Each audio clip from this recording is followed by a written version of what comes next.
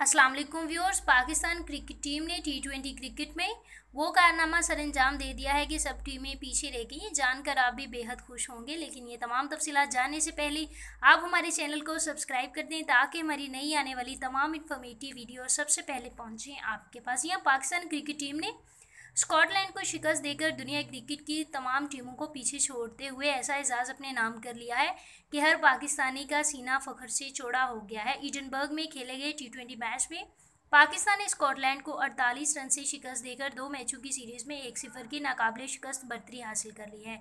कप्तान सरफराज अहमद ने इंतहाई उम्दा बल्लेबाजी करते हुए 49 गेंदों पर 89 रन बनाए और man of the match award के हकदार ठहरे।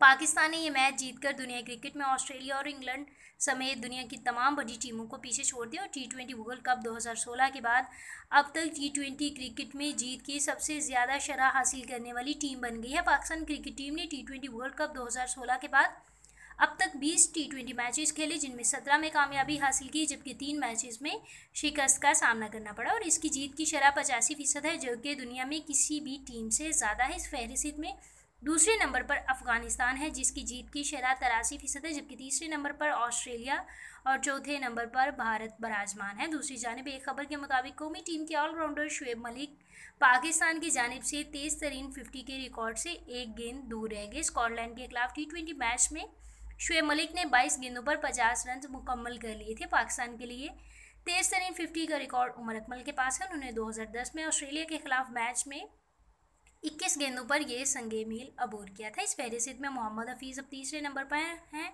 उन्होंने भारत के खिलाफ मैच में 50 के लिए 23 गेंदें सर्व की थी। पाकिस्तान के पहले टी20 मैच में स्कॉटलैंड को 48 रन से शिकस्त दी। पाकिस्तान ने पहले बैटिंग करते हुए मुकर्ररा 20 ओवर्स में 4 विकेट के नुकसान पर 204 रन बनाए। जवाब में स्कॉटलैंड मुकर्ररा ओवर्स में 6 विकेट के नुकसान पर सिर्फ 156 रन ही बना सकी।